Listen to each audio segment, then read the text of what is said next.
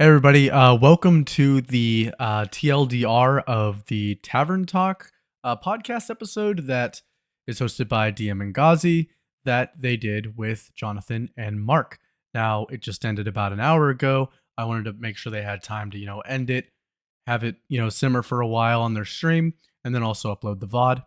I'm going to read off a script here real quick because I want to put out an important disclaimer that I don't want to screw up. This video is going to be a TLDR of today's episode of Tavern Talk featuring GGG devs. If this video does really well and DM and Ghazi ask me not to do this because they believe it hurts their content, I will never do it again. The last thing I'd ever want to do is harm or disrespect DM or Ghazi, or harm their content or disrespect them, because I do respect them, I look up to them, and they've inspired me so much as creators, especially in the PoE, in the Path of Exile space, and I want to be up there with them as content creators that add value to the community, which they add tons of. So please go watch their podcast when you get the time and get the full scope of the context and conversations. The link will be in the description. There's a ton of value in watching the full podcast, as these are just bullet points. Short, concise, for the most part, bullet points. On top of that, I purposely didn't include every single little thing. And like I said, I mean, there's a ton of, there's a full scope of context and conversations that went into all these questions. You can't just simmer down 2.5 hours of a podcast into a little less than 10-minute TLDR and expect me to get everything. It's not going to happen, and I didn't want to get everything. I want there to be a reason for you to go and watch their podcast. So with that being said, we're going to do a shout out to Raxanthrax type of video here, where I'm just going to pull up the Google Doc. Okay. Let me pull that up here. There we go. So, first bullet point. Monster density is lowered in Act 4 and the interludes, and they will be looking into early mapping as well. Now, John said this because he said he was doing a shitty build, and he was like, wait, if you don't know what you're doing and you're not following a build guide and stuff, you get here and it's just it's hard to even figure it out because you're just getting swarmed so much. So yeah, it is 100% confirmed that you can fully fill out the individual league atlas trees in addition to the main tree. Jonathan confirmed that for us. They plan on adding more atlas masters in the future. Mark said that, and very exciting. He said, they can swap them out, they can add more, and it's just, this is one of the biggest ways that they're adding diversity between, player to player, character to character atlas trees. Since you can kind of fill out the whole thing now, at least all the small nodes will be the same. So that is exciting. I was really hoping that they would, because it was only 3 and it felt like, there could be a room for a scroll wheel here, just have a bunch of masters. It'd be really, really cool with all their own thematics. So they would like the curse modifiers on endgame maps to be less frequent. John was also saying this. Now, what I'm hoping for that is the temporal chains that randomly spawn on you and then they slow your movement speed by 50%. It's literally the functional purpose it serves is to make you break your monitor, in my opinion. So obviously it's not, but I hope that's kind of what he's thinking of whenever he's saying that. All right. There are tons of hidden secrets that they have unintentionally and intentionally kept from the public and are looking forward to us discovering. They had a decent conversation about this. You should go watch that. That was a very entertaining moment. Ghazi mentioned something that had been data mined, and Mark kind of soft confirmed it'll be here at some point. You're gonna have to watch the full pod to see that. But yeah, it's very exciting. They said that whenever you even whenever things are data mined, it's fun with the data miners out there tinking on the rock of the patch notes and seeing something and discovering it and be like, wait, is that in the game or is that not activated yet? Because there can be things in the game files that aren't exactly activated and pushed through. take Arcane Archer, which has been data mined from like the release of the game almost. And here we are in 0.5. We still haven't had it yet. Now, there will be something about that later. Similar to the meteor crashing down on the Atlas and closing of the massive abyss, there will be more terraforming of the world map in the future for different expansions and mechanics. Overall, just really cool. I think that the one of the coolest things is that like in World of Warcraft, especially, does this very well. Um, I mean, you can look back as like a classic player and be like, oh, the world used to be more beautiful, but it got affected by things in real time. Similar to how like Stormwind, that whole area of Stormwind got destroyed by Deathwing, and you can see like the burnt part of the castle. It's really, really cool. So as more expansions and mechanics get added, we'll be getting even more terraforming to come to the world map, which is pretty badass. Doriani can change a biome into a different one as one of his maybe Atlas Master things. I'm not exactly sure, but he can change a biome into a different one. Not the volcanic biomes, not to be confused with Atlas or like the Vol area or like the Delirious area or the Breach area. I'm talking like he's talking mountain, swamp, forest, desert, like the biomes, like world biomes. John Mark have sorry.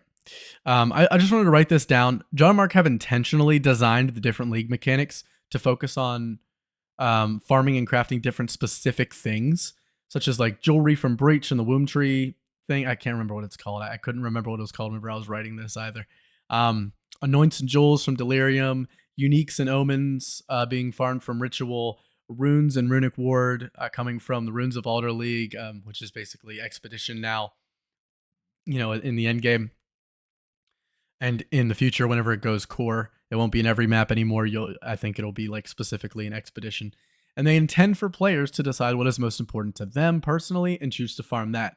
Whether it's, you're kind of trying to corner the market, whether you're playing, solo self-found, or whether or not you just want to you want to focus on a specific thing, you have the free will to focus on that specific thing. You can still do a bunch of random things, but it's like, if you're going to go for completing your Breach tree first, and then you're like, well, I don't know if I want to go for I don't know if I really care right now to go farm my Delirium, and get that tree built up. You can just say, hey, I want a day of blasting Breach. Put in 3 Breach tablets. You'll only see Breach, and your Breach tree is complete, and you'll farm that like a maniac. So you can do that. I want to corner the market on these special Breach jewelries and things like that. You can be able to do that. And in the future, when John said in the future, when there's 12 leagues, you're not going to be able to do literally everything unless you play the league for 500 hours. But it's not intended for you to be able to do everything. It's for you to pick what you want to do on that league, on that character, and farm that. So, and every league will have like I said, their own thing that they're especially good at. Trial of the Ancestors. This was specifically asked by mostly DM because Trial of the Ancestors, Toda, is the league that he started playing PoE 1 in, so it has a special place in his heart. So he asked some questions specifically about it. Trial of the Ancestors is not coming in 0.5 and is currently doubtful to come in 1.0. And this kind of, I don't know why I made it its own bullet point, but they want to do. Oh, yeah. So that just is what it is. Not coming in 0.5. Not obviously, and then not coming in 1.0. They have a different, something different in plan. I assume it's going to be a holistically different league, not something they poured over from PoE 1 coming in 1.0, because they want to come in and make a splash with something super unique for their, and I assume it's going to be their best designed league. I mean, they have all the time in the world to work on it, right? So they have 2 patch cycles. They want to do more league overlapping, such as not only adding Trial of Ancestors, but adding it while also doing a league that is themed around it and can be intertwined. Now, sorry, that was a bug on my screen. So John basically said that this helps with, the monsters that they have to make, being able to be used in more than one place, and kind of helps with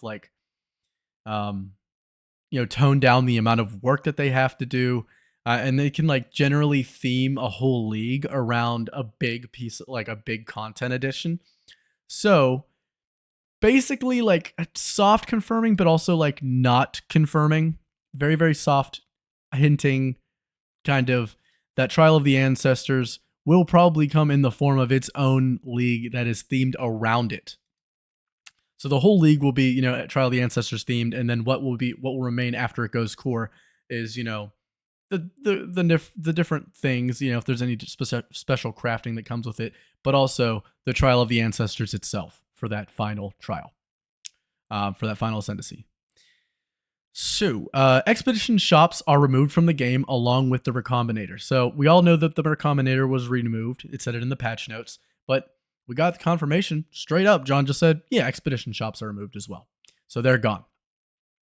They brought him over. He was saying they brought him over from PoE 1, and then they had, Mark was saying they brought him over from PoE 1, and then they kind of like had to nerf it to bring it in line with like PoE 2. And then there was just like no even ground that they could find with it that made it useful but not OP. And they were just like, it is what it is. I mean, it's not a huge loss to the game, and there's tons of other features coming with Expedition now that are built in with the Runes of Aldor League, so I don't think we're really gonna miss it. Their bar for quality is significantly higher than it was making PoE 1, so not just as simple as porting over Delve or porting over Trial of the Ancients, I meant Ancestors. Trial of the Ancestors or porting over Uniques. They want to up the quality significantly when they do this stuff. The example Mark used is updating animations and models to PoE 2 standards. So it's not just as simple as, bringing them over from PoE 1 and putting them in PoE 2, which is what they originally felt like, they were going to be able to do and hoped that they would be able to do. But they realized once, they got balls deep in the PoE 2 creation that, and as the leagues have gone on, that the standard for how things look and feel just in general, visually, how it flows, the animations, the sounds, things like that, you cannot just copy and paste it from PoE 1 because it is so outdated according to, their PoE 2 standards now. And it is not in line at all. So they basically they can't just bring things over. They kind of have to take the models, spruce them up, add a lot more polygons, re-rig them, reanimate them, make new sounds, a lot crisper sound, things like that. Bring them up to date. They will be reworking a lot of their old uniques. They, especially Mark, said that they brought most of them right over from PoE 1, and just because of the difference in build and combat mechanics between the games, almost all of them just don't work, which is 100% true. There's good ones, and then there's a few great ones in the game, but then there's just really, really, really trash ones, and most of them go in that really trash category. Also, this was a point that Mark was hitting home a lot on the uniques. Mark feels like the amount of dookie ass uniques. I'm obviously this is paraphrased. Dookie ass uniques and the lack of level 30 to 60 uniques, mid game uniques in the game is its biggest flaw after 0.5, in his personal opinion. And in the small patches such as 0.5.1, 0.5.2, etc., they will be getting their uniques up to their new standard before 1.0 ships. Now, in these leagues, 0.5.1, 0.5.2, 0.3, 4, 5, whatever, however many they do in those small patches, we can expect a bunch of these. These are things that they kind of went down. These are things that we can expect before 1.0. Now, not 100%, okay? They said they're going to try their best with all of this. But obviously the goal when 1.0 comes out is for the game to be a very, is for the game to be at its most finished, polished state that it's ever has been. So obviously, like I said about what Mark said, uniques. They want to make sure that the skill balance is good before the 1.0. They want to make adding and changing skills of existing classes, fill in the gaps. More passive tree changes, fill in the gaps, remove what is useless. He even used the word rework with passive tree changes, so that's pretty interesting. I wonder how big of changes they're planning on certain things. Now, don't get all excited, life on tree enjoyers. I think if he was having second thoughts about having life off of tree, he might have said it. Actually, he probably wouldn't have. I'm sure that's still something maybe they're kicking around, right? Because they want to make sure, yeah, like I said, game is good for launch. He said that chaos damage and damage over times just need a massive amount of work in how they function in their, yeah, I guess just how they function. More replayability improvements. So, especially John was talking about how Act 4 with zero point 0.5, this will be the third time or this will be the third league where we are going through zero point 0.4. So the things that aggravate us about the act, all the little things that we maybe dislike about it, will probably come to fruition now. And it will be a little more vocal, and they'll be able to add a lot more improvements to whatever they need to do with the campaign. If there's further improvements that they need to make after this update, along with, looking at Act 4 a little closer. Straight up, Mark said they want the third Druid and third Ranger ascendancies out. They would like it. The classes that are currently out, like when the game releases, they want all the ascendancies in. So, I mean, that sounds great to me. Now, it's not confirmed, but he did even say possibly new classes. Possibly new classes. Which I had said before that John used that terminology whenever they were asked, like, I can't remember, Destin, I think it was that interview, in one of the rapid fire questions at the end, whenever he was just kind of reading questions and answering them, he basically said, like, the question was basically like, what are things you want before 1.0? And John said they won't have all the classes, but they want more than what they have now in the game. So, and that was in the context of before 1.0 release. So I don't know if he means like these final ascendancies that we're missing, but they did even say possibly a new class. This is not guaranteed. Don't get your hopes super far up, but there is a possibility we might at least get one more class, and I would assume all three of its ascendancies, because they said that they want to round out all the currently released classes to have all of their ascendancies.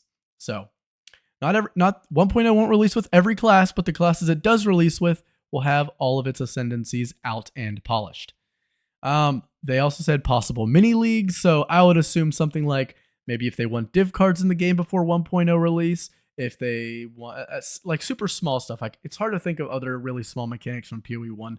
It's honestly actually been probably like 2 or 3 years since I've played a PoE 1 league. But I first thought div cards, like, we might actually get it. That's something I'm kind of excited for. I didn't even really care for them that much in PoE 1. I just think that, like, when they have a chance to, like, relook over the whole mechanic of div cards in a PoE 2 context, that they will PoE 2ify it, and the system might be more enjoyable for me, in my opinion. I don't think they take anything away from the game, so I'm just excited for them to get here. Any economy resets for, like, if they did add a mini league or league remixes or whatever, there would be an economy reset. And further endgame and league mechanic balancing adjustments as needed. Now, 0.5 is coming with a major, what did I say like that?